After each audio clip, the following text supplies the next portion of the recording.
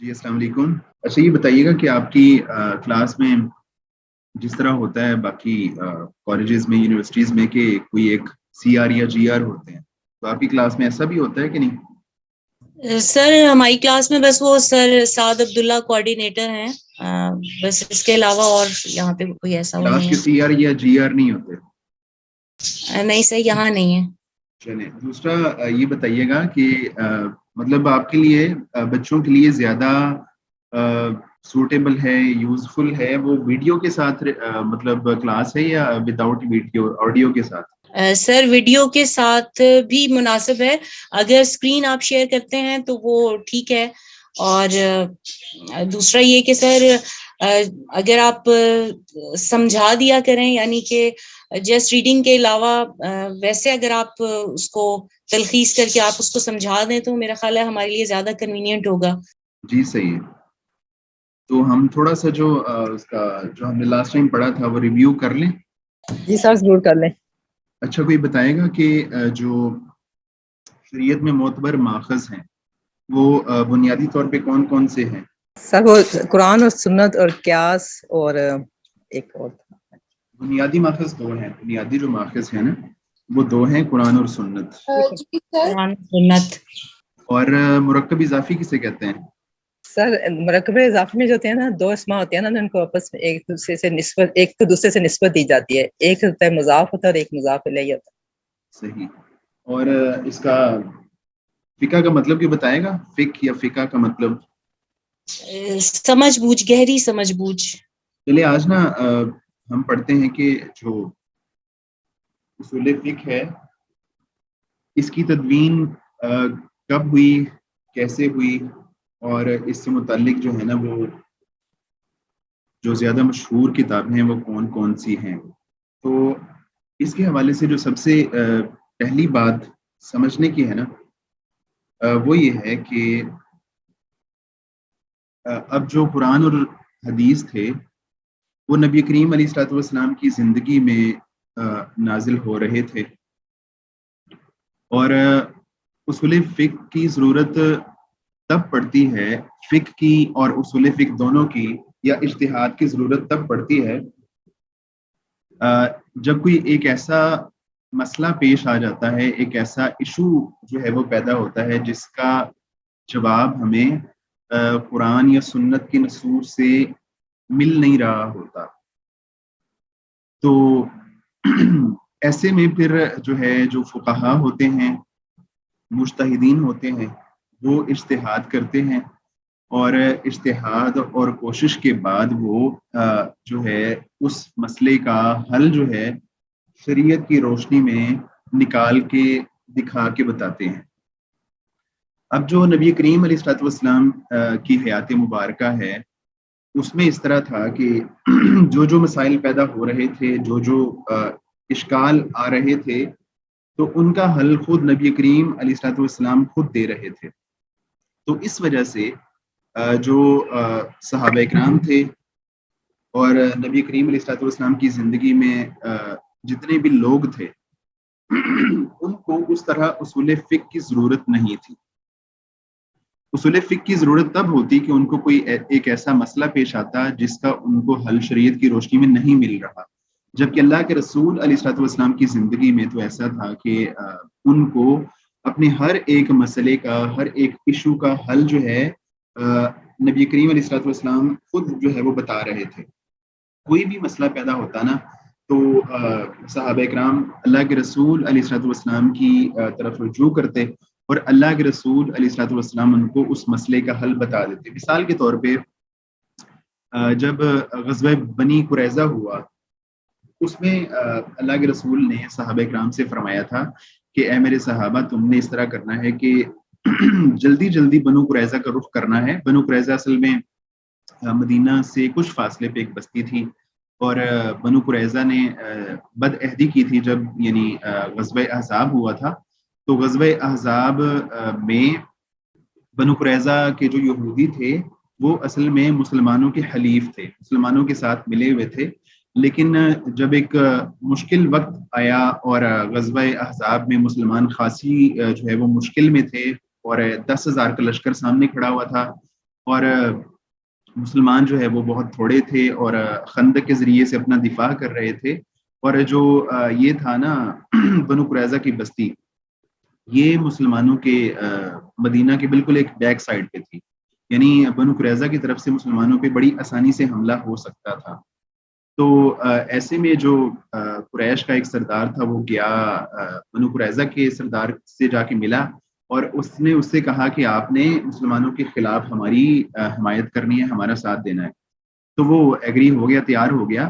تو اور اس کے بعد انہوں نے بنو قریظہ نے بہت سا مال جمع کیا، بہت سا اسلحہ جمع کیا مسلمانوں کے خلاف جنگ لڑنے کے لیے اور قریش کا ساتھ دینے کے لیے. تو اس کے بعد جب یہ جنگ ختم ہو گئی اور قریش واپس چلے گئے، تو اللہ کے رسول نے صحابہ، بلکہ اللہ تعالیٰ کی طرف سے حکم آیا کہ اب آپ لوگوں نے بنو قریظہ کا رخ کرنا ہے اور ان کے ساتھ جو ہے وہ 2 ہاتھ کرنے ہیں. تو اس موقع پہ اللہ کے رسول نے صحابہ سے فرمایا کہ میرے صحابہ، تم لوگوں نے بنو قریظہ کا رخ کرنا ہے اور بہت جلدی وہاں جانا ہے، اور تم لوگوں نے عصر کی نماز جو ہے وہ بنو قریظہ میں جا کے پڑھنی ہے. یہ بڑا اہم جملہ ہے. اللہ کے رسول نے فرمایا کہ تم لوگوں نے عصر کی نماز بنو قریظہ میں جا کے پڑھنی ہے، بنو قریظہ کے محلے میں جا کے پڑھنی ہے. تو جب صحابہ کرام نکلے تو بنو قریظہ کے محلے پہ پہنچنے سے پہلے ہی عصر کی نماز کا وقت ہو گیا. تو ایسے میں صحابہ کے درمیان جو ہے وہ اختلاف ہو گیا کہ اب ہمیں جو ہے وہ عصر کی نماز یہیں پڑھ لینی چاہیے جہاں وقت ہو گیا ہے، یا اللہ کے رسول علیہ الصلوۃ والسلام نے جس طرح ہمیں حکم ارشاد فرمایا اس طرح ہمیں بنو قریظہ میں ہی جا کے پڑھنی چاہیے. تو ایسے میں کچھ لوگوں نے، کچھ صحابہ کرام نے وہیں پہ عصر کی نماز پڑھ لی جہاں پہ وقت ہوا تھا، اور کچھ صحابہ ایسے تھے جنہوں نے وہاں نماز نہیں پڑھی اور انہوں نے اللہ کے رسول علیہ الصلوۃ والسلام کے حکم کے ظاہر پر عمل کیا اور جا کے بنو قریظہ میں ہی عصر کی نماز پڑھی، جبکہ جو ہے وہ کافی تاخیر ہو چکی تھی نماز میں. تو جب اللہ کے رسول علیہ الصلوۃ والسلام کے پاس یہ معاملہ آیا تو اللہ کے رسول علیہ الصلوۃ والسلام نے کسی ایک کو بھی غلط نہیں کہا، کسی ایک کو بھی غلط نہیں کہا، بلکہ دونوں کی ہی جو ہے وہ تصدیق فرمائی. تو مقصد یہ ہے کہ اللہ کے رسول علیہ الصلوۃ والسلام کے زمانے میں اگر کوئی ایسا ایشو پیدا ہوتا تھا، ایک ایسا کوئی معاملہ آتا تھا، تو اللہ کے رسول علیہ الصلوۃ والسلام خود جو ہے وہ صحابہ کرام کو اس کا حل بتا دیتے تھے. اس وجہ سے اللہ کے نبی علیہ الصلوۃ والسلام کے عہد میں، اس ایرا میں اصول فقہ کو مرتب کرنے کی ضرورت نہیں تھی، کیونکہ اللہ کے رسول سارے جو ہے وہ اشکالات خود دور فرما رہے تھے. اس کے علاوہ اللہ کے رسول علیہ الصلوۃ والسلام نے حضرت معاذ بن جبل رضی اللہ تعالی عنہ کو یمن روانہ فرمایا، تو ان کو جو ہے وہ چند نصیحتیں فرمائیں، اور اس کے بعد جو ہے ان سے پوچھا کہ حضرت معاذ سے پوچھا، اگرچہ یہ جو حدیث ہے اس پہ بعض اشکالات بھی ہیں اور کلام بھی ہے، لیکن بعض علماء نے اس کو صحیح کہا ہے. تو اللہ کے رسول نے حضرت معاذ سے پوچھا کہ آپ جب آپ کو کوئی معاملہ پیش آئے گا تو آپ جو ہے کس طرح فیصلہ کریں گے؟ انہوں نے کہا کہ میں جو ہے وہ قرآن سے فیصلہ کروں گا.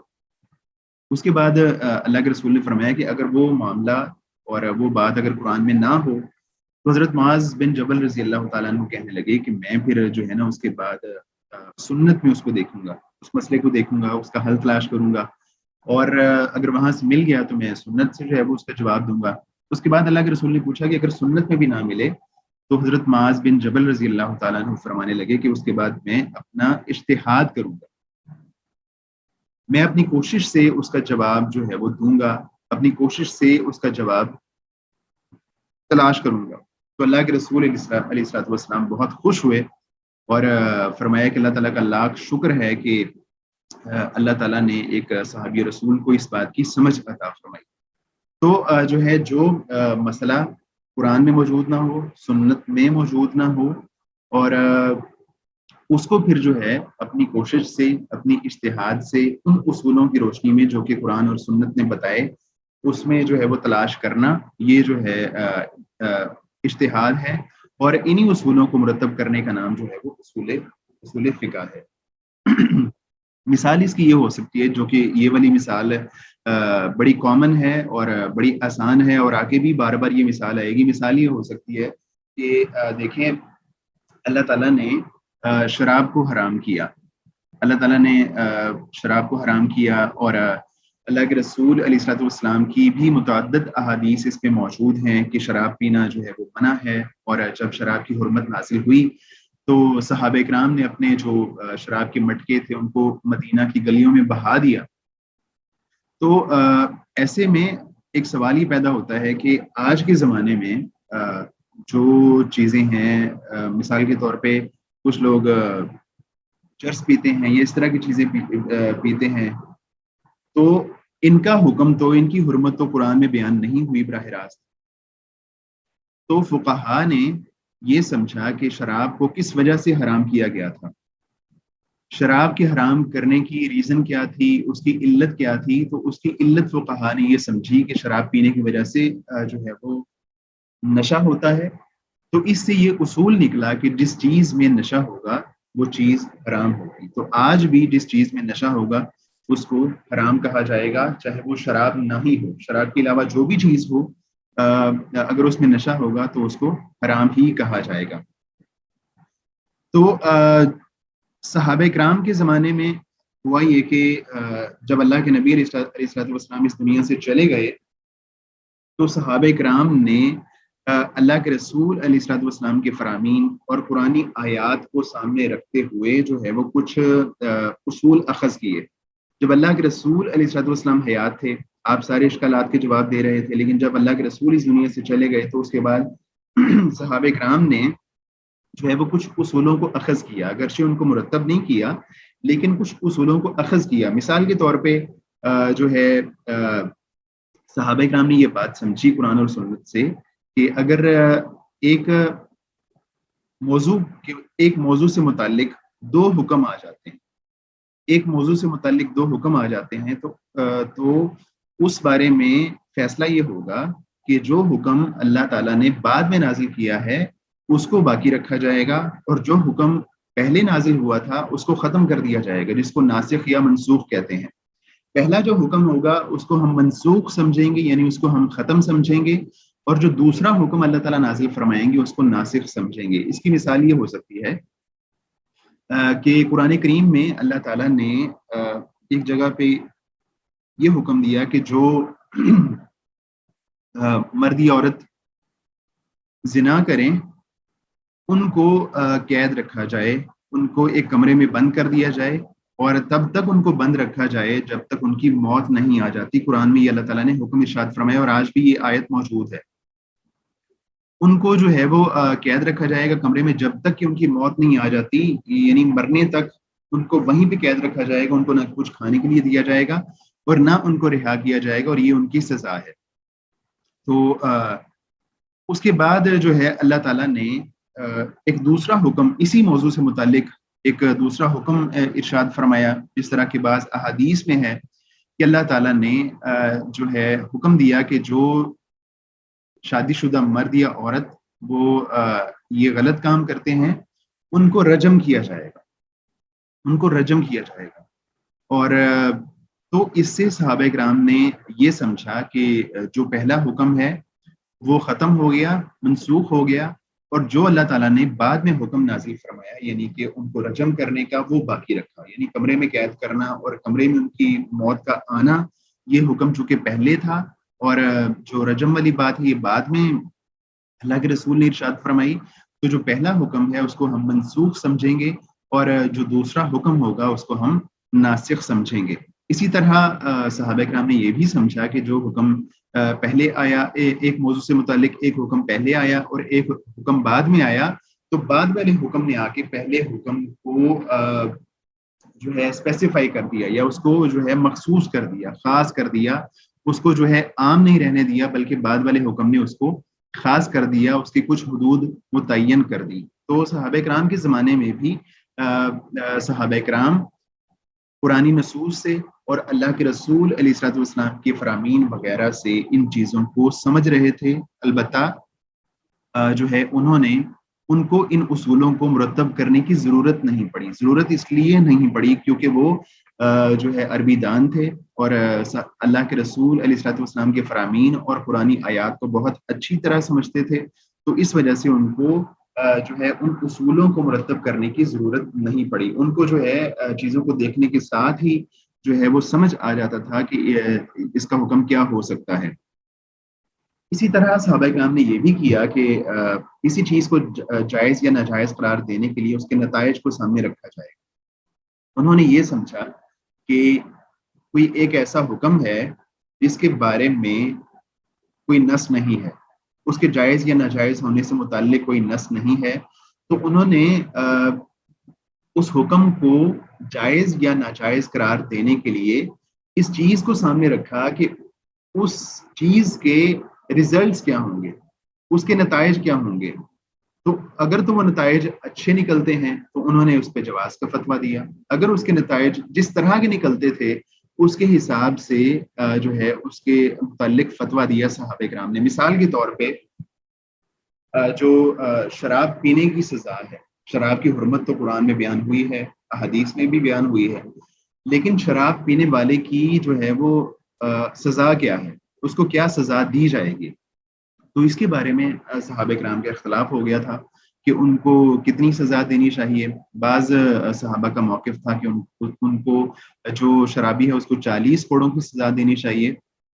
تو ایسے میں حضرت علی رضی اللہ تعالیٰ عنہ نے ارشاد فرمایا کہ جو شرابی ہے, شراب پینے والا بندہ ہے, اس کو 40 کوڑوں کی نہیں بلکہ 80 کوڑوں کی سزا دی جائے گی. اور اس کی ریزن انہوں نے یہ بتائی, کہنے لگے کہ جو بندہ شراب پیتا ہے تو شراب پینے کے بعد وہ اس کو اپنے آپ پہ کنٹرول نہیں رہتا اور اس کی زبان سے بہت غلط سلط الفاظ نکلتے ہیں, اور شراب پی کے ایک بندہ دوسروں پہ تہمت لگانا شروع کر دیتا ہے.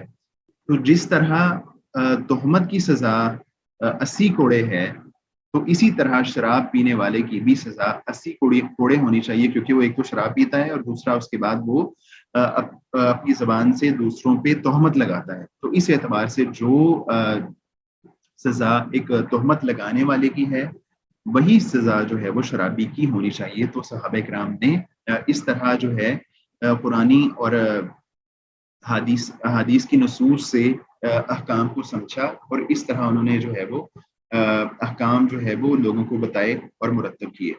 تو یہ جو ہے بات ہم نے کی ہے اب تک جو عہد نبوی علیہ الصلوۃ والسلام میں اور صحابہ کرام کے دور میں جو ہے وہ اصول فقہ کے حوالے سے جو بھی کام ہوا, یعنی اس زمانے تک جو ہے اس کو مرتب نہیں کیا گیا تھا. البتہ اصول فقہ موجود تھے, اصول فقہ موجود تھے. یعنی مثال کے طور پہ جو اب نحو اور صرف ہے یا لغت کے اصول ہیں, اگرچہ یہ صحابہ کرام کے زمانے میں اور اللہ کے رسول علیہ الصلوۃ والسلام کے زمانے میں اس طرح مرتب نہیں تھے, لیکن وہ سب لغت کو جانتے تھے, اور جو بھی وہ بات کرتے تھے, جو بھی نص کو سمجھتے تھے, لغت کو سامنے رکھ کے ہی سمجھتے تھے, چاہے وہ اصول تب مرتب نہیں تھے, بعد میں جا کے مرتب ہوئے.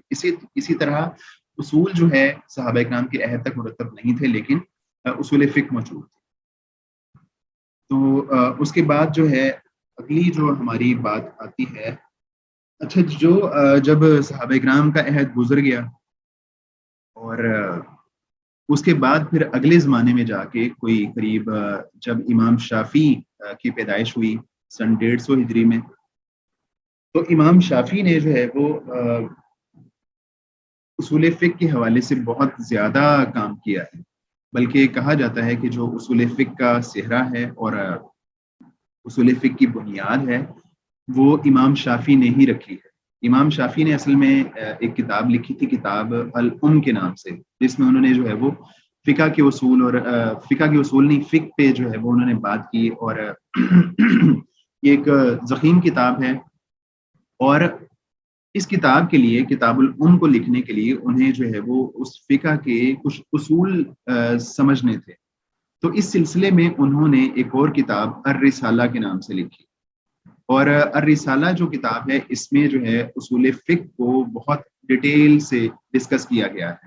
اور اصول فقہ کی سب سے بنیادی اور سب سے اولین کتاب جو ہے وہ الرسالہ ہی سمجھی جاتی ہے, اگرچہ اس سے پہلے بھی بعض حنفی فقہا نے کچھ کتابچے اور کچھ مختصر کام کیا تھا, لیکن جو ایک پلانڈ کام ہے, ایک ڈیٹیلڈ ورک ہے اور ایک تفصیلی کام ہے اور بڑی محنت سے کام کیا ہوا ہے, وہ الرسالہ کے نام سے ہے, اور وہ امام شافعی کی کتاب ہے. تو اس حوالے سے امام شافی کو اصول فقہ کا موجد اور اصول فقہ کی شروعات کرنے والے جو ہے وہ سمجھا جاتا ہے۔ تو ہوا یہ تھا کہ جب امام شافی نے کتاب لکھی تو امام شافی نے اس میں یہ کیا کہ جو اصول تھے نا، جو انہوں نے جن اصولوں کو لیا، اس میں انہوں نے یہ کیا کہ اس کو متکلمین کا طریقہ کہتے ہیں۔ متکلمین کا طریقہ یہ تھا کہ کتاب و سنت سے پہلے کچھ اصول نکالے جائیں، پھر ان کے مطابق مسائل کو اخذ کیا جائے، یعنی اصول فروع پر مقدم۔ یعنی آپ یہ سمجھ لیں کہ دنیا میں جب اصول فقہ پہ کام ہوا ہے وہ بنیادی طور پہ دو طرح کا ہے۔ اس میں ایک طریقہ ہے احناف کا، جس کو بعد میں فقہا کا طریقہ کہا گیا، اور ایک طریقہ ہے متکلمین کا طریقہ۔ پہلے ہم سمجھ لیتے ہیں کہ احناف کا طریقہ کیا تھا۔ احناف کا جو طریقہ تھا اصولوں کو مرتب کرنے کا اور اصولوں کو ترتیب دینے کا، وہ طریقہ یہ تھا کہ جو ہے امام صاحب نے، امام ابو حنیفہ رحمہ اللہ، جو کہ 150 ہجری میں جن کی وفات ہوئی، امام ابو حنیفہ نے جو فتاوا دیے اور امام صاحب نے ہزاروں فتاوا دیے، بلکہ لاکھوں فتاوا دیے، تو احناف نے یہ کام کیا کہ جو فتاوا امام صاحب نے دیے ان فتاوا کو سامنے رکھتے ہوئے کچھ اصول مرتب کر لیے۔ ایک مثال دیتا ہوں۔ مثال کے طور پہ امام صاحب نے فتویٰ دیا تھا، ایک مثال دے رہا ہوں، یہ میں بھی انہوں نے یہ فتویٰ دیا ہو یا نہ دیا ہو، ایک مثال سے سمجھانے کی کوشش کر رہا ہوں۔ مثال یہ ہے کہ ان کے عہد میں اگر کسی آدمی نے کوئی چیز چوری کر لی، مثال کے طور پہ کوئی چادر چرا لی، چوری کر لی، تو امام صاحب سے پوچھا گیا کہ اس کا جو ہے وہ کیا حکم ہے، کیا ایسے بندے پہ حد جاری ہونی چاہیے یا نہیں جاری ہونی چاہیے، اس کا ہاتھ کٹنا چاہیے یا نہیں کٹنا چاہیے۔ تو اگر انہوں نے کہا کہ ایک بندے نے اگر چادر چرائی ہے تو اس کا ہاتھ کٹنا چاہیے،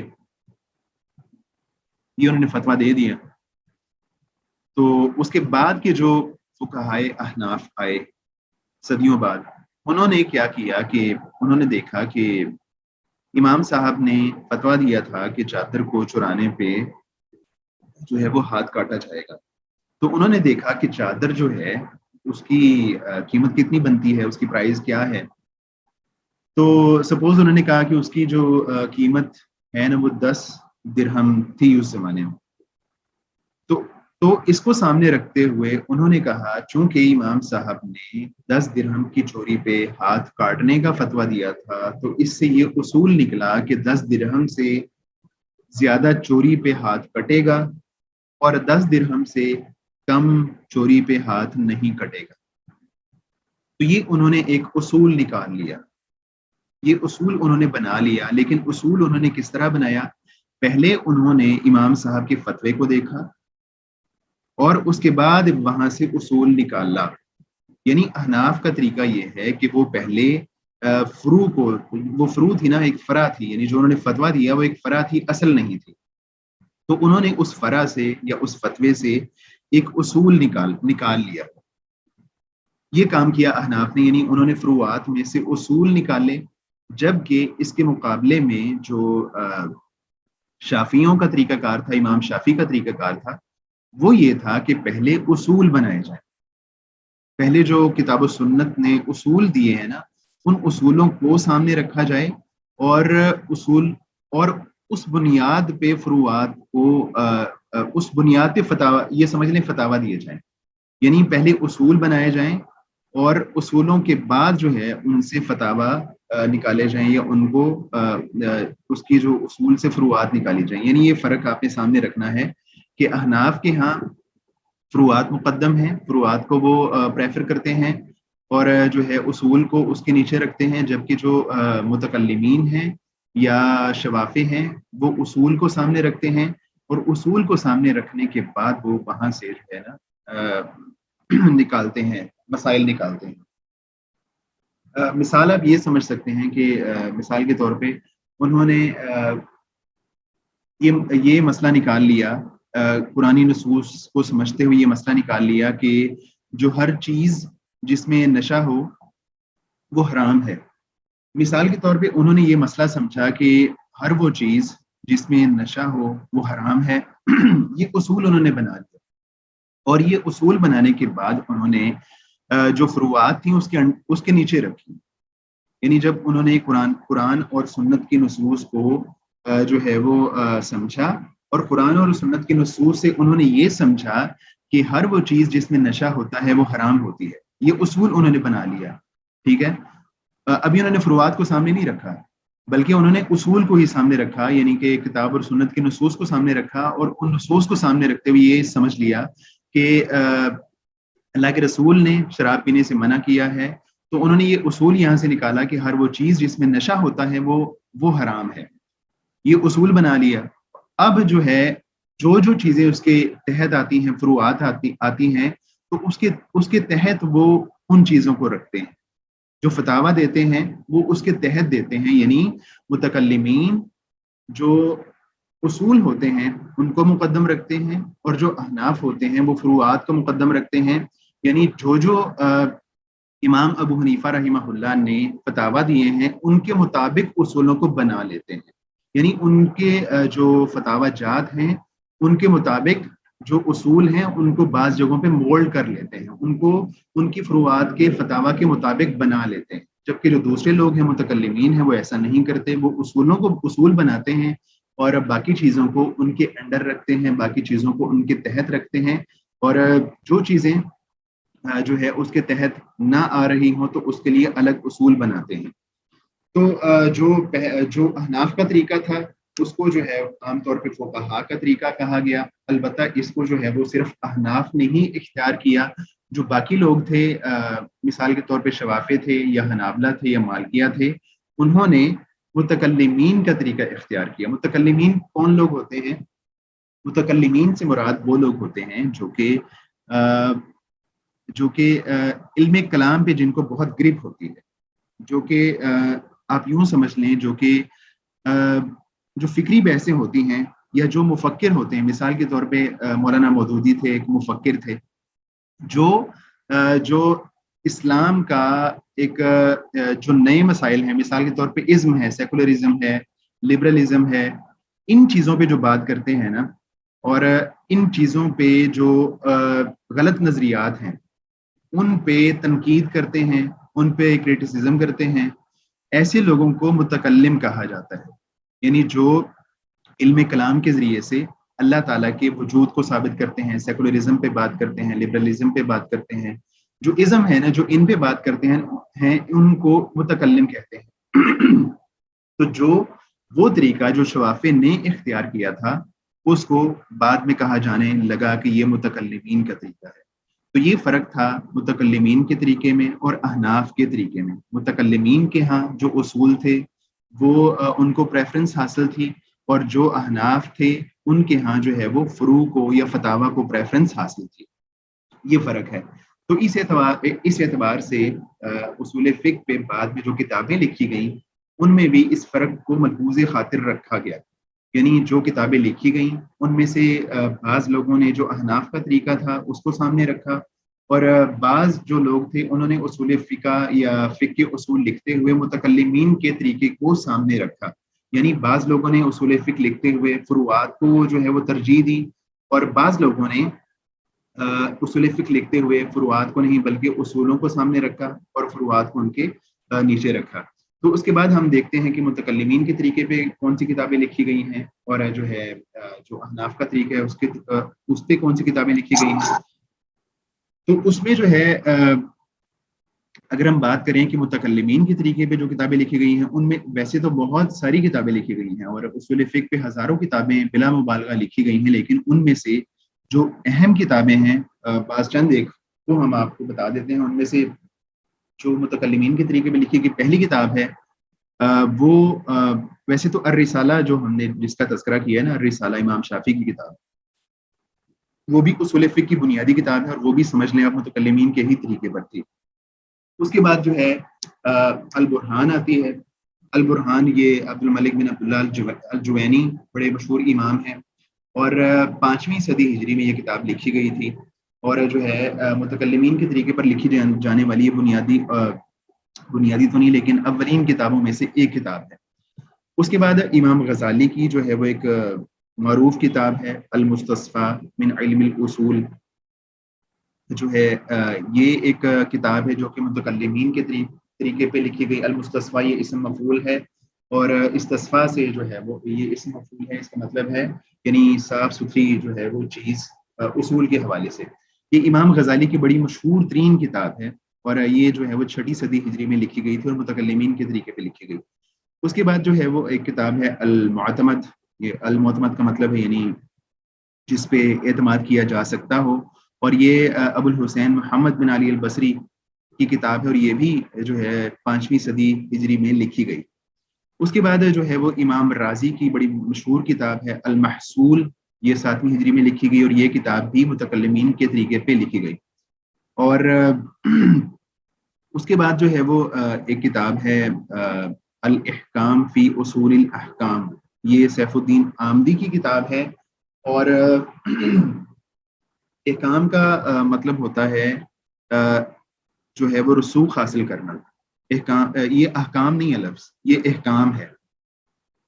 عام طور پہ لوگ اس کو پڑھتے ہیں الاحکام فی اصول الاحکام، یہ الاحکام نہیں بلکہ احکام ہے، یعنی کہ جو اصول ہیں، احکام کے اصول ہیں، ان میں جو ہے وہ رسوخ حاصل کرنا، ان میں پختگی حاصل کرنا، ان میں جو ہے وہ ایکسپرٹی حاصل کرنا، یہ اس کتاب کا مطلب ہے۔ اور اس میں بھی متکلمین کے طریقے پہ جو ہے وہ بڑی تفصیل کے ساتھ اصول فقہ کو ڈسکس کیا گیا ہے۔ تو یہ متکلمین کے طریقے پہ ویسے تو بہت ساری کتابیں لکھی گئی ہیں، لیکن جو چند ایک مشہور کتابیں ہیں وہ جو ہے وہ یہ والی ہیں۔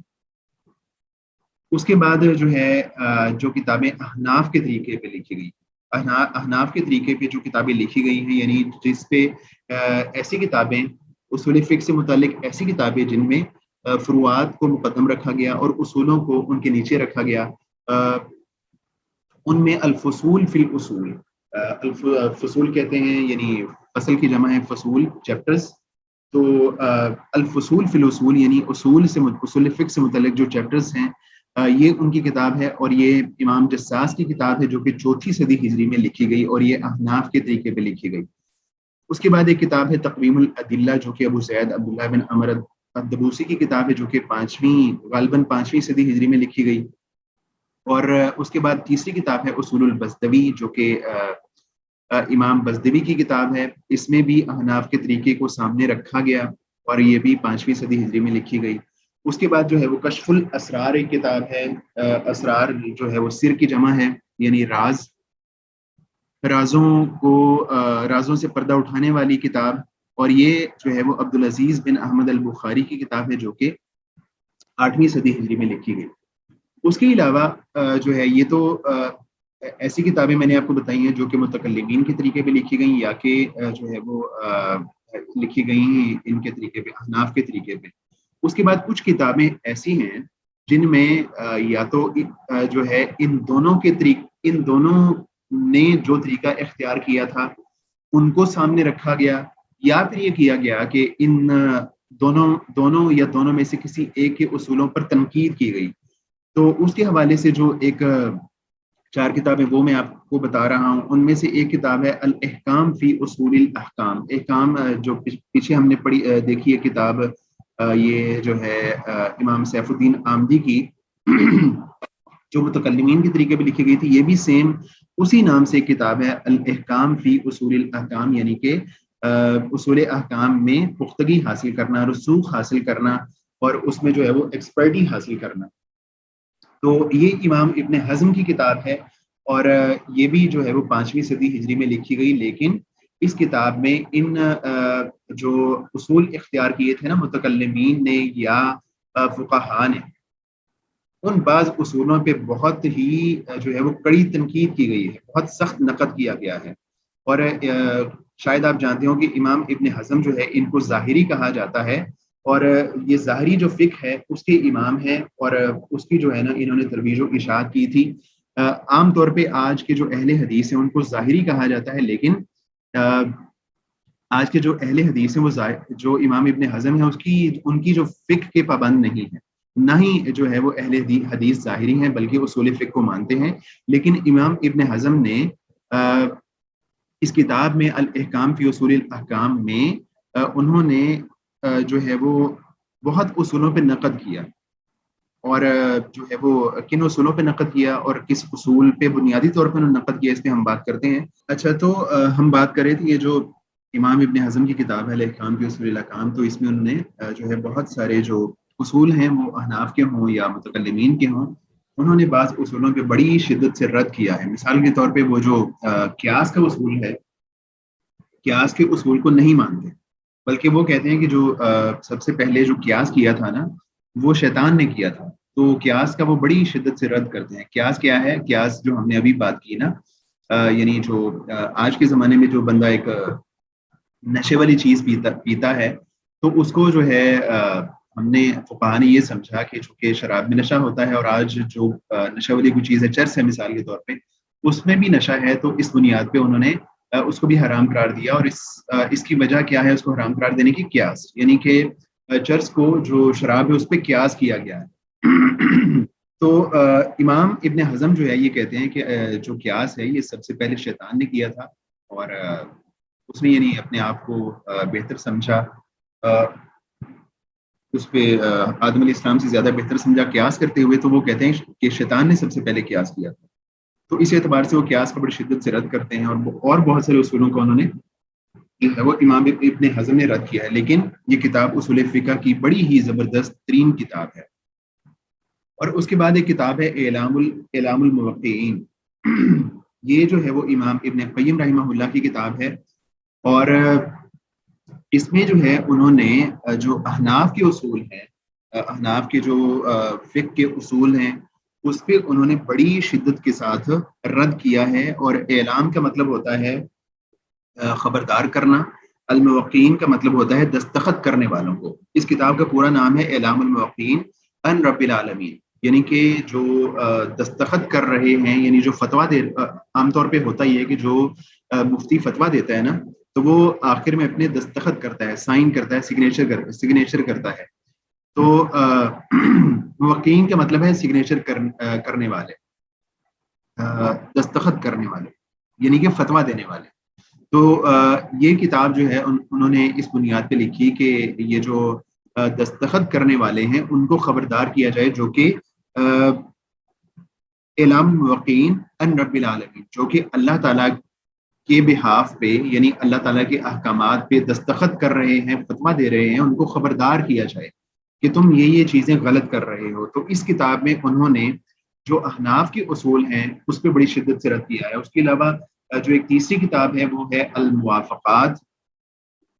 یہ بھی اصول فقہ کی کتاب ہے، اور اس میں بیسیکلی جو یہ امام شاطبی کی کتاب ہے، اور اس میں امام شاطبی نے جو ایک شریعت ہے نا اس کے جو آبجیکٹیوز ہیں، جو مقاصد ہیں، شریعت کیوں آئی اور کس وجہ سے جو ہے وہ احکامات کا نزول کیا گیا، ان مقاصد پہ بڑی تفصیل سے بات کی ہے.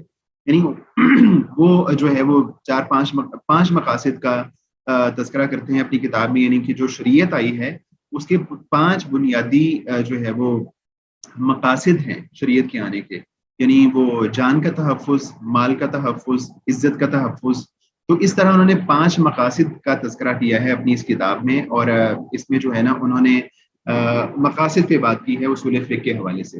اور اس کے علاوہ ایک کتاب ہے ارشاد الفحول. ارشاد الفحول یہ مطلب 1250 ہجری میں امام شوکانی فوت ہوتے ہیں، تو ان کی یہ کتاب ہے. اور اس کا مطلب یہ ہے کہ ارشاد کا مطلب ہے رہنمائی، الفحول کا مطلب ہے یعنی جو ایسے لوگ جو جینیس ہیں، عبقری لوگ ہیں نا، ایسے لوگوں کی رہنمائی کے لیے انہوں نے یہ کتاب لکھی. اور اس میں انہوں نے جو اہل حدیثوں کے جو اصول ہیں نا، اصول فقہ ہیں، ان کو بڑی تفصیل سے جو ہے وہ ڈسکس کیا ہے. تو یہ میں نے آپ کو 4 کتابیں بتائی ہیں، ایسی کتابیں جو کہ جو دوسرے طریقے تھے، احناف کا طریقہ اور متکلمین کا طریقہ، یہ سمجھ لیں کہ اس پہ ایک اضافہ ہے، یا ان پہ نقد ہے، یا ان کی تائید ہے. تو یہ 4 کتابیں وہ ہیں. اور جو پہلے ہم نے بات کی ہے وہ کچھ کتابیں وہ ہیں جو کہ احناف کے طریقے پہ اور متکلمین کے طریقے پہ لکھی گئی ہیں.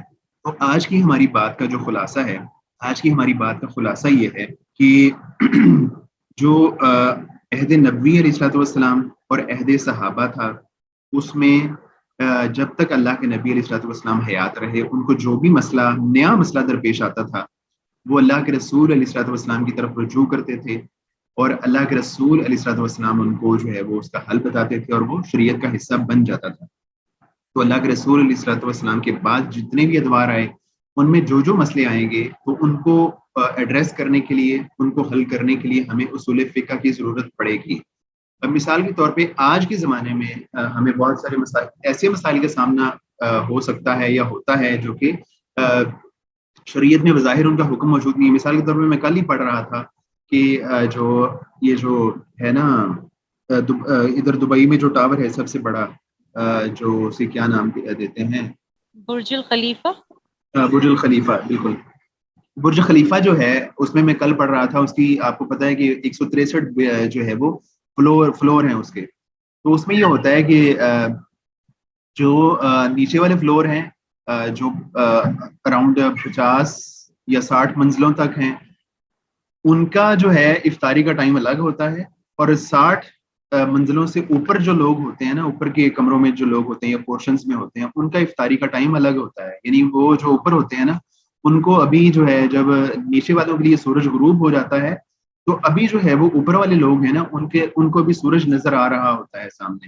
تو اس وجہ سے جو اوپر والے لوگ ہیں ان کا افطاری کا ٹائم 2 منٹ کا فرق ہے۔ جو نیچے والے لوگ ہیں وہ 2 منٹ پہلے جو ہے وہ افطار کر لیتے ہیں، اور جو اوپر والے لوگ ہیں ان کو 2 منٹ بعد تک جو ہے وہ سورج نظر آ رہا ہوتا ہے۔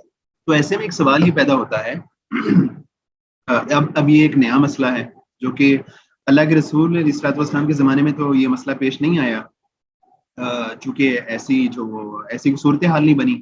تو آج کے زمانے میں اگر ایسی صورتحال بنی ہے، ایک نیا مسئلہ پیش آیا ہے، تو ایسے میں جب نیچے والے لوگوں نے افطار کر لیا ہے اور اسی جگہ پہ دوسرے لوگ موجود ہیں، یعنی جگہ زمین تو وہی ہے لیکن ہائٹ کا فرق ہے، تو کیا جو اوپر والے لوگ ہیں جن کو سورج نظر آ رہا ہے، تو وہ کیا کریں؟ کیا ان کو افطار کرنا چاہیے یا نہیں افطار کرنا چاہیے، کیونکہ ان کے نیچے والے لوگ افطار کر چکے ہیں؟ تو یہ ایک نیا مسئلہ ہے۔ فقہاء نے اور مفتیان حضرات نے جو ہے وہ جو شریعت کے اصول ہیں، جو شریعت نے اصول دیے ہیں، ان اصول کو، ان جو ہے احکامات کو سامنے رکھتے ہوئے ان نئے مسائل کا حل پیش کرتے ہیں۔ تو اسی کا نام جو ہے وہ اصول فقہ ہے، اور اسی وجہ سے اصول فقہ کی ضرورت پڑتی ہے۔ اور مطلب آج کے زمانے میں جو اسلامی ملک ہیں وہاں بھی ضرورت پڑتی ہے، جو نان مسلم کنٹریز ہیں۔ مجھے جو ہے وہ اتفاق ہوا 6 ماہ آسٹریلیا رہنے کا، تو وہاں رہ کے جو ہے اس سے بھی زیادہ ایسے مسئلے درپیش آتے ہیں جو کہ بالکل نئے ہیں، جو کہ ایسے مسئلے جو کہ مسلم ممالک میں پیش نہیں آتے۔ مثال کے طور پہ وہاں پہ ہینڈ سلاٹر کا ایک بڑا ایشو ہے۔ مطلب یہ کہ یہاں پہ جب ہم گوشت خریدتے ہیں تو ہمیں پتہ ہے جو قصائی ہے عموماً وہ مسلمان ہے، اور تکبیر پڑھ کے جو ہے وہ اس کو ذبح کرتے ہیں۔ تو ان ملکوں میں یہ مسئلہ پیش آتا ہے کہ ایک حلال گوشت ملنا مشکل ہے، اور وہاں پہ لوگوں نے کیا ہے کہ مشینی جو ہے وہ مشینی ذبیحہ اویلیبل ہوتا ہے۔ وہ اس طرح ہوتا ہے کہ فیکٹریوں میں کیا کرتے ہیں کہ وہ جو ہے مرغیوں کو مشینیں ذبح کرتی ہیں، اور وہ کیا کرتے ہیں کہ آڈیو لگا دیتے ہیں جس میں بلند آواز سے تکبیر پڑھی جا رہی ہوتی ہے۔ تو ایسے میں ایک نیا مسئلہ ہے کہ آڈیو کے ذریعے سے جو تکبیر پڑھی جا رہی ہے اس کا کیا حکم ہوگا۔ تو جو فقہا ہوتے ہیں وہ جو اصل احکام ہیں شریعت کے، ان کو سامنے رکھتے ہوئے اصول نکالتے ہیں، اور ان اصولوں کی بنیاد پہ آج جو مسائل پیش آ رہے ہوتے ہیں ان کا جو ہے وہ حل پیش کرتے ہیں۔ تو یہ جو ہے وہ کام ہوتا ہے فقہا کا، اور آج کے زمانے میں جو ہے اس کام کی ضرورت بھی ہے، اور آج یہ کام ہو رہا ہے۔ جو کتاب ہے نا جو ہم نے پڑھنی ہے اصول فقہ پر ایک نظر، اس کو ہم جو ہے وہ دیکھ لیتے ہیں، اور اس کو نا میں جلدی سے پڑھ رہا ہوں تھوڑا سا تاکہ آپ کو نا بات کلیئر ہو جائے، سمجھ آ جائے بات۔ اچھا، وہ کہتے ہیں کہ صحابہ کرام کی نشو و نما اور تربیت چونکہ خالص عربی ماحول میں ہوئی تھی، وہ فصاحت و بلاغت کے قدرتی طور پر ماہر تھے، اور اللہ تعالیٰ کی طرف سے انہیں ذہانت و فطانت کا بھی وافر حصہ ملا تھا، اس لیے وہ شرعی احکام کو قرآن و سنت سے محض اپنے فطری سلیقے کی بنا پر سمجھتے تھے، اور انہیں سمجھ آ رہی ہے بات کی؟ جی سر، آ رہی ہے۔ اور انہیں واجب، مستحب، حرام، مکروہ، عام، خاص، مطلق اور مقید وغیرہ کو ان کی حیثیت کے مطابق سمجھنے میں کوئی دقت پیش نہ آتی تھی۔ یعنی کون سا حکم واجب ہے، کون سا حکم مستحب ہے، کون سا حکم حرام ہے، کون سا مکروہ ہے، کون سا ایسا حکم ہے جو کہ عام ہے وہ خاص نہیں ہے، کون سا ایسا ہے جو کہ خاص ہے عام نہیں ہے. اس کی ان کو اگرچہ یہ اصول نہیں بنے تھے لیکن ان کو خود بخود سمجھ آ رہی تھی اور وہ اس کی فطری صلاحیت رکھتے تھے، اس لیے وہ کسی مدون قواعد و ضوابط کے محتاج نہیں تھے. اور اگر کبھی انہیں کوئی اشکال پیش آ جاتا تو وہ اسے رسول اللہ صلی اللہ علیہ وسلم کی خدمت میں پیش کرتے اور رسول اللہ صلی اللہ علیہ وسلم ان کے اس اشکال کا ازالہ فرما دیتے. صحابہ کرام اور تابعین کے عہد تک معاملہ اسی طرح چلتا رہا تاکہ دوسری صدی ہجری کے آخر میں جب اسلامی فتوحات کا دائرہ وسیع ہو گیا، غیر عرب اقوام کے لوگ بھی بکثرت حلقہ بگوش اسلام ہونے لگے. ان کا عربوں سے اور عربوں کا ان سے میل جول بڑھا اور ان کے ساتھ ان کے بہت سے رسم و رواج، عادات اور الفاظ بھی اسلامی معاشرے میں داخل ہو گئے. لازمی طور پر بہت سے نئے مسائل بھی سامنے آئے جن سے عربوں کو اس سے پہلے واسطہ نہ پڑا تھا.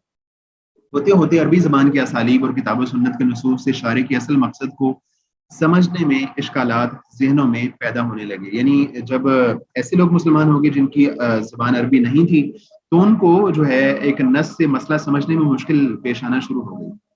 اور اس میں جو ہے کسی قرآن اور سنت کے حکم کو سمجھنے کے لیے بنیادی بات یہ بھی ہے کہ انسان کا دماغ بھی ٹھیک ہونا چاہیے. آج بہت سارے لوگ ایسے ہیں جن کا دماغ بھی خراب ہوا ہے، یعنی وہ قرآن کی نصوص کو اور قرآن کی مثال کے طور پہ میرے ایک دوست ہے تھوڑا سا سمجھ لیں سیکولر خیالات کا ہے. اب وہ کیا کہتا ہے کہ جو ہے اب دیکھیے جی قرآن میں اللہ تعالیٰ نے اصحاب کہف کے کتے کا تذکرہ کیا ہے اور اللہ تعالیٰ نے بڑے جو ہے وہ اس کا بڑے اچھے لفظوں سے تذکرہ کیا ہے. تو وہ کہتا ہے کہ اگر اللہ تعالیٰ نے کتے کا اتنے اچھے الفاظ سے تذکرہ کیا تو اس کا مطلب ہے ہمیں گھروں میں کتا رکھنا چاہیے. تو یعنی ایک نص سے اس نے اپنی طرف سے یہ مسئلہ اخذ کر لیا، یہ مسئلہ سمجھ لیا. اب بنیادی بات تو یہ ہے کہ ایک بندے کا اگر مائنڈ ٹھیک ہو اور وہ قرآنی نصوص کو بھی سامنے رکھے اور جو احادیث مبارکہ ہیں ان کو بھی سامنے رکھے اور وہاں سے مسئلہ اخذ کرے، پھر معاملات ٹھیک ہوتے ہیں. ورنہ اگر جس طرح جاوید احمد غامدی صاحب جو حشر کر رہے ہیں قرآنی نصوص کا یا آیات کا اس کا احادیث مبارکہ کا وہ آپ کے سامنے ہے، تو اسی موقع پہ علماء اسلام نے ایسے قواعد و ضوابط کو قلم بند کرنے کی ضرورت محسوس کی جن کے ذریعے شرعی احکام کو سمجھا جا سکے اور نئے پیدا ہونے والے مسائل میں بلکہ آئندہ پیش آ سکنے والے مسائل میں بھی اسلام کی ہدایت اور رہنمائی معلوم کی جا سکے. عام شہرت کے مطابق امام شافعی پہلے شخص ہیں جنہوں نے اپنی کتاب الرسالہ میں اصول فقہ کی تدوین کا آغاز کیا. اس کتاب کو ان کے شاگرد ربیع بن سلیمان نے روایت کیا ہے. اس میں امام شافعی نے اصولی قواعد بیان کرنے کے بعد کتاب و سنت سے ان کے دلائل کا ذکر کیا ہے اور مثالوں کے ساتھ استدلال اور مخالفین خصوصاً سنت یا اخبار احاد کے منکرین سے بحث کرنے کا طریقہ بتایا ہے. اس لحاظ سے ان کی یہ کتاب اصول فقہ کے بارے میں سنگ بنیاد کی حیثیت رکھتی ہے. اس کے بعد ہی دوسرے علماء اس میدان میں داخل ہوئے. کسی نے اس کتاب کی شرح لکھی، کسی نے اس پر کچھ اضافہ کیا اور کسی نے اس کی بعض جزیات پہ کتاب تصنیف کی، یہاں تک کہ تیسری صدی ہجری گزر گئی. چوتھی صدی میں حنفی علماء میں سے ابو منصور ماتریدی، ابو الحسین کرخی اور ابو بکر جساس نے اس فن میں چند رسائل تصنیف کیے جن میں اس کے صرف بعض اصولوں کا ذکر کیا گیا ہے. 5ویں صدی میں اہل ظاہر کے دوسرے امام ابن حزم نے اپنی مشہور کتاب الاحکام فی اصول الاحکام، جس کا ہم نے تذکرہ کیا، تصنیف کی، جس میں انہوں نے امام شافعی کے بتائے ہوئے راستے کی پیروی کی. البتہ کتاب و سنت سے دلائل بکثرت دیے ہیں اور ہر اصول میں مختلف فقہاء کے مذاہب کا ذکر کرتے ہوئے ان پر تنقید کی ہے اور ان میں اپنی ترجیح کا ذکر کیا ہے. لیکن حقیقت یہ ہے کہ وہ اس میں اس مقام تک نہیں پہنچ سکے جس تک امام شافعی اپنی کتاب الرسالہ میں پہنچے تھے. تو اس طرح جو ہے وہ بعض کتابوں کا تذکرہ جو ہے آگے کیا گیا ہے جو کہ کچھ متکلمین کے طریقے پر لکھی گئیں اور کچھ جو ہے وہ فقہاء کے یا احناف کے طریقے پہ لکھی گئی. کچھ جو ہے وہ احناف کے طریقے پہ لکھی گئیں اور کچھ جو ہے وہ متکلمین کے طریقے پہ لکھی گئیں اور یہ ان کتابوں کا یہاں پہ تذکرہ کیا گیا ہے. کوئی سوال آپ کا ہو اس بارے میں؟ سمجھ آ گئی ہے متکلمین کے طریقے میں اور جو ہے اس کے جو ہے احناف کا طریقہ ہے اس میں کیا فرق ہے؟ کوئی بتائے گا؟ جی سر، مجھے جو سمجھ آئی اس میں یہ تھا کہ احناف نے امام ابو حنیفہ کے جو وہ تھے فتاوی تھے ان کو سامنے رکھ کے اپنی فقہ جو ہے وہ مرتب کی. یعنی انہوں نے نصوص جو تھے قرآن و سنت کو بعد میں رکھا، اصولوں کو، اور امام ابو حنیفہ کے جو فتاوی تھے ان کو انہوں نے فروع کو مقدم رکھا. ایسے ہی تو یہ دوسرا جو آپ نے متکلمین کا طریقہ ہے، انہوں نے جو اس میں سر بحث اور مباحثہ ہوتا ہے علم الکلام کے ذریعے سے، اور پھر وہ انہوں نے نہیں، اصول وہ جو میں ہے نے مرتب. جنرل ایک بات بتائی ہے کہ اصول سے متکلمین پہلے کس کو ہوتی ہے. کہتے ہیں. متکلمین یعنی کون ہوتے ہیں، وہ لوگ میں نے بتائے ہیں. لیکن متکلمین بیسیکلی یہاں پہ ہماری مراد یہ ہے کہ ان کا ایک جو ہے طریقہ ہے اصول فقہ کا. اس کا جو ہے علم کلام کا بس جسٹ جو ہے نا، میں نے بتایا کہ ان کی ایک شناخت کیا ہے، آئیڈینٹی کیا ہے، یہ میں نے بتائی ہے. سر آپ یعنی نے جو بتایا نا کہ وہ اصول کو پہلے متکلمین ہے نا، رکھتے ہیں. جو متکلمین ہیں وہ پرنسپلس کو جو ہے وہ پہلے رکھتے ہیں. پریفرنس دیتے ہیں، اور جو احناف ہیں وہ جو ہے فروع کو یا پرٹیکولرز کو پریفرنس دیتے ہیں. یہ فرق ہے. ٹھیک ہے.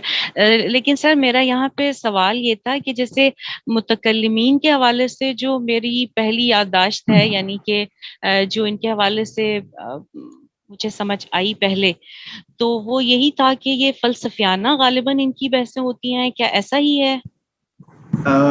آپ یہ کہہ سکتے ہیں. بیسیکلی جو متکلمین ہیں نا، مثال کے طور پہ وہ اللہ تعالیٰ کا وجود ہے نا، اللہ تعالیٰ جو ہے اللہ تعالیٰ کے وجود پہ بات کرتے ہیں، اللہ تعالیٰ کا وجود کو ثابت کرتے ہیں، اور اس پہ جو اعتراضات ہوتے ہیں نا اللہ تعالیٰ کے وجود پہ مثال کے طور پہ، اور جو آپ یہ سمجھ لیں جو عقیدے سے متعلقہ بحثیں ہوتی ہیں نا، عقیدے سے متعلق جو ڈیبیٹس ہوتی ہیں، اس میں بنیادی ڈیبیٹ اللہ تعالیٰ کے وجود کی ہے.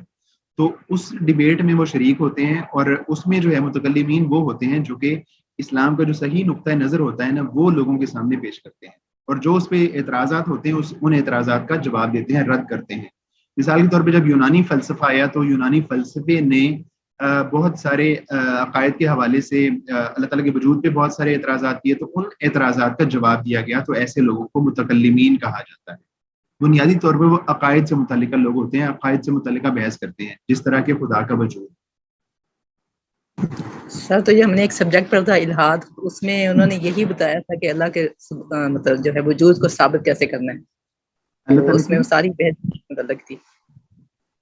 جی ایسے ہی ہے. یعنی بنیادی طور سر پہ عقائد سے متعلقہ ہوتے ہیں، اور ان میں بڑی بحث جو ہے وہ اللہ تعالیٰ کے وجود سے متعلق. سر یہ جو تینوں آپ نے کیٹیگریز بتائی ہیں، احناف کی اور متکلمین کی، اور اس کے بعد جو ان پہ نقد کرنے والے ہیں جنہوں نے بکس لکھی ہیں، تو سر ان تینوں میں سے ہم سب سے ٹاپ پہ یعنی کس کو رکھیں گے کہ جس کو ہم فالو کریں؟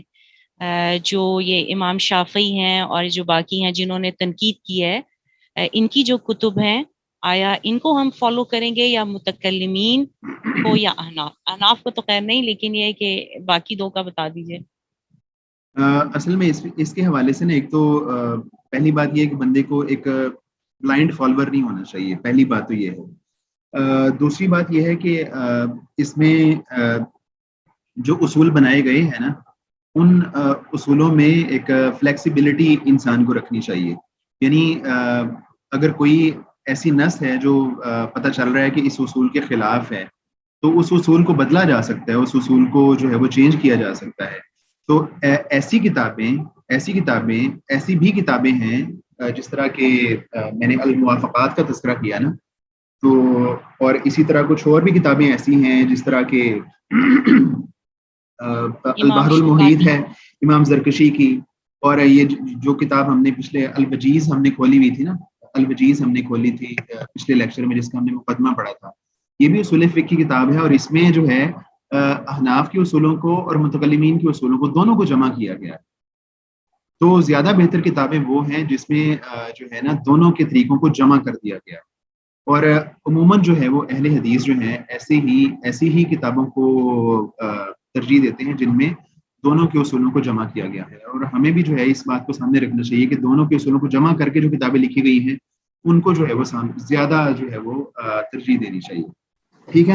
سر ایک سوال ہے کہ جی یہ جو سر اس کورس کے حوالے سے سوال ہے کہ یہ ہم نے جو ابھی اس کو کرنا ہے، تو یہ آپ اس کے نوٹ شیئر کریں گے یا کوئی بک ہے اس کو ہم نے پڑھنا ہے، یا اس کا نام وغیرہ کچھ؟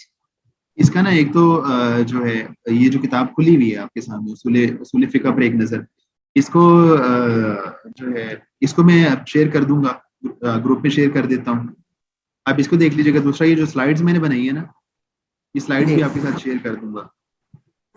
اور جو پچھلا لیکچر تھا مقدمہ والا, وہ آپ اس میں سے دیکھ لیجیے گا. دوسری کتاب ہے نا الوجیز, وہ بھی کتاب میں آپ کے ساتھ شیئر کر دوں گا, بتا دوں گا کس پیج پہ ہے وہ ہمارا جو لیکچر ہے. جی سر, پھر پیج نمبر, کیونکہ وہ ہاف ریکارڈ ہوا تھا, آدھا نہیں ہوا تھا نا.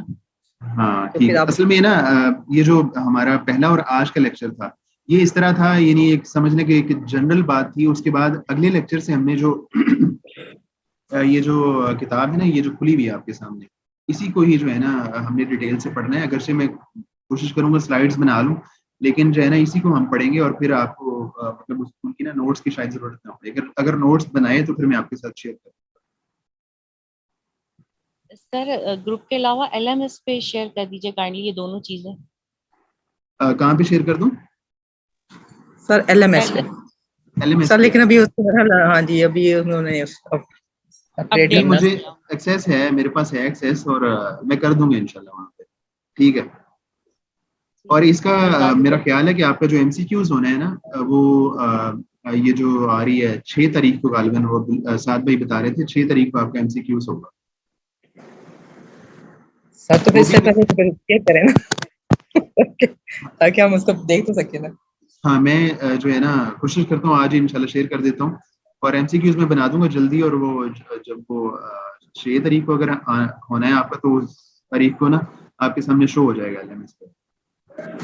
ٹھیک ہے سر, پھر آپ مجھے اس سے بتا دیجیے گا اس میں کیا یہ جو آپ نے 2 یا 3 لیکچر ہوں گے وہ بھی سارے اس میں ہوں گے شامل, اور جس طرح کا بھی ہوگا پھر آپ بتا دیجیے گا, جی پھر ہم ٹھیک ہے. دیکھ لیں گے. ٹھیک ہے سر, جزاک اللہ خیر. بہت شکریہ, جزاک اللہ.